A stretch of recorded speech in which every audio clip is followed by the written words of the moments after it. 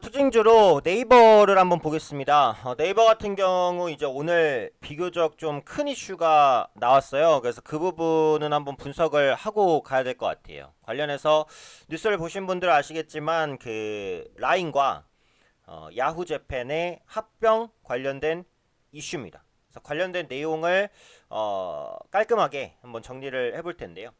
일단은 기본적인 내용을 보면 이렇습니다. 네이버의 자회사 라인이 있죠. 또 소프트뱅크의 손자회사의 야후 재팬이 있습니다. 야후는 이제 한국에서는 사실상 망했는데 일본에서는 잘 나가고 있어요. 그래서 라인과 야후 재팬이 합병을 한다는 건데 방식은 양사가 각각 50%씩 출자를 해서 신규 법인을 세울 것으로 보여지고 있어요. 근데 이게 이슈가 되는 게 뭐냐면 야후 재팬 같은 경우는 일본에서 이용자 5천만 명 이상을 확보하고 있어요. 네이버의 라인 같은 경우에는 일본의 국민 메신저입니다. 한국으로 따지면 카카오톡이에요. 그래서 일본의 이용자 8천만 명을 확보하고 있어요. 그래서 이 둘이 합쳐지면은 적어도 1억 명 이상의 일본인의 이제 데이터베이스로 확보하게 되는 거죠. 일본의 인구가 1억 3천 정도 됩니다. 근데 그 중에 1억 정도를 그 이상을 확보하는 거니까 앞으로 합병을 통해서 일본 사업 확장 기대감이 크겠죠. 그래서 그런 부분들이 오늘 반영이 되면서 주가가 급등했습니다.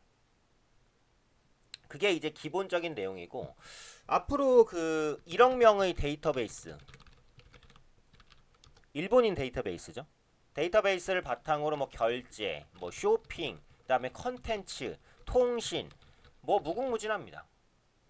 많은 부분에서 사업을 영위할 수 있다라는 부분이에요. 이게 야후재팬 같은 경우에는 이제 PC의 강자란 말이에요. 근데 이게 라인 같은 경우에는 한국의 카카오톡 같은 거니까 모바일 강자잖아요. 이렇게 되면은 PC와 모바일의 결합이 되는 거예요. 그쵸? 이렇게 되면은 뭐죠? 전천후가 됩니다. 전천후.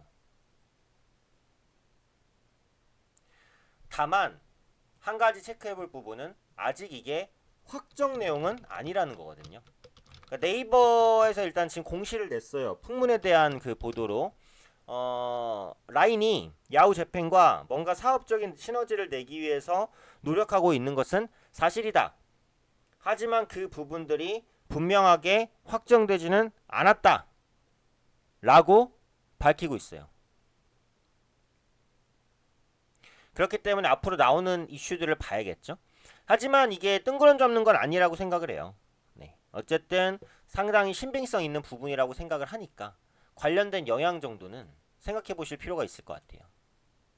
이게 이제 총론이고 보면은 그 라인과 야후재팬이 결합하게 됐을 때 가장 기대되는 부분은 간편 결제입니다. 간편 결제 많이 쓰시나요? 그러니까 지금까지는 이제 막 인증서 넣고 막 비밀번호 넣고 복잡했는데 간편 결제는 뭐 지문 한번 대면은 결제되거나 아니면 숫자 6자리 비밀번호만 넣으면 결제가 돼요. 훨씬 편하잖아요. 그래서 일본도 지금 한국과 마찬가지로 고성장인데 일본의 간편 결제 시장을 보면요. 소프트뱅크, 야후재팬이 페이페이라는 간편 결제 서비스로 1위입니다. 그 다음에 네이버의 라인페이가 2위예요. 그러면은 야후재팬과 라인이 결합하게 됐을 때는 어때요? 1위 플러스 2위가 되는 거거든요. 그러면 간편 결제 시장은 어때요? 완전히 장악하겠죠? 그렇죠? 그리고 기존의 라인페이가 이 1위인 페이페이를 잡기 위해서 마케팅비를 많이 썼단 말이에요. 근데 합병을 하게 되면은 그런 마케팅비도 안 써도 되는 거거든요. 또 이런 시너지도 기대해 볼 수 있어요. 일본의 소프트뱅크는 통신 사업자입니다. 한국의 SK텔레콤이나 KT나 LG U+ 같은 통신 사업자예요. 일본은 뭐 소프트뱅크, 도코모, 그다음에 au 모바일 이런 업체들이 이제 통신 사업을 영위하고 있는데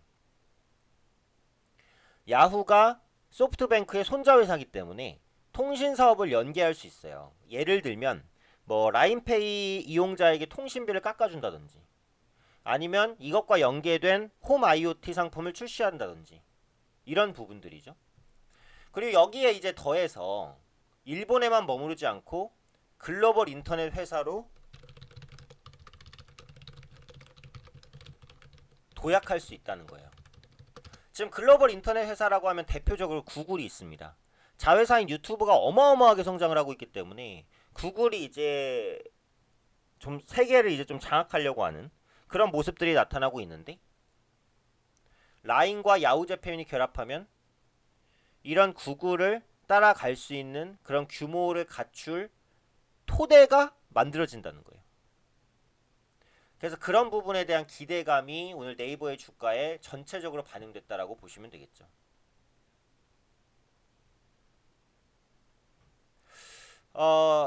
그래서 이제 이 합병이 뭐 국내에 미치는 영향은 당장은 제한적입니다. 야후 재팬 같은 경우에도 뒤에 재팬이 붙어있듯이 일본에서 사업을 영위하는 것이고, 네이버의 라인은 쓰시는 분 많이 없으실 거예요. 거의 다 카카오톡 쓰시잖아요. 그쵸? 한국에서 라인은 그렇게 많은 힘을 발휘하고 있지는 못해요. 라인도 주사업 본거지가 일본이에요. 철저하게 일본 현지화 전략을 짜서 일본 국민들은 라인이 일본 거라고 알고 있는 사람도 아직도 많습니다. 그만큼 현지화 전략을 잘 짰어요. 그러니까 이것은 일본에 있어서의 혁신적인 변화지 한국에 미치는 영향은 크진 않아요. 근데 중요한 건 뭐예요? 라인은 모회사가 네이버라는 거고 네이버는 한국 시장에 상장되어 있는 회사라는 거예요. 그러니까 네이버의 주가에는 당연히 영향력을 미친다고 볼 수 있겠죠. 그래서 이런 부분들을 이제 종합적으로 보시면 될 것 같고, 일단은 그 최근에 있어서 이제 3분기 실적도 네이버가 나쁘지 않았고, 또 네이버 파이낸셜을 통해서 신사업에 대한 성과 기대감도 좀 크거든요. 그래서 그런 부분들이 앞으로 네이버의 성장을 이끌 것으로 보여져요. 근데 아까도 말씀드렸듯이 이게 이제 확정은 아니기 때문에 이게 확정되는지에 대한 부분을 한 번 정도 확인해 보실 필요는 있겠다. 근데 이게 확정적으로 라인과 야후재팬의 이제 그 결합이 사실이 된다라고 한다면 그 영향력은 생각보다 클 것이다. 바로 이렇게 될 수 있는 발판을 마련할 수 있다는 거예요. 그것만으로 의미는 큽니다. 그래서 뭐 차트를 잠깐 보면은 지금 꾸준하게 우상향 하다가 급등을 했어요. 깔끔한 양봉. 그쵸? 깔끔한 양봉이라서 추가 상승 기대감도 높긴 한데 어차피 갭으로 떴고 많이 올라서 무겁잖아요, 이 종목이. 차익 매물은 나올 수는 있어요. 그래서 지금 급하게 따라 들어가기는 어렵고, 이게 PER이 지금 50배 정도까지 올라왔어요. 그래서 그동안 기대감을 줬으니까 지금 보유자의 영역이라고 생각을 합니다. 다만 이제 여기서 볼 수 있는 것은 이게 이제 현실화가 된다라고 했을 때 주가가 차익 실현 매물이 나오면서 조정을 받으면 저가에서 분할 매수 정도로 보면 길게 봤을 때는 우호적이라고 보는 거죠. 네, 그래서 오늘 이제 네이버의 자회사 라인과 소프트뱅크의 손자회사 야후재팬 합병 이슈가 있었습니다. 아직 사측에서 딱 인정하진 않았지만 그래도 가능성 높은 얘기라고 보고, 합병이 이루어지면 글로벌 인터넷 회사의 탄생 기대감이 크게 반영될 수 있다라는 부분까지 정리해 보시면 좋을 것 같습니다.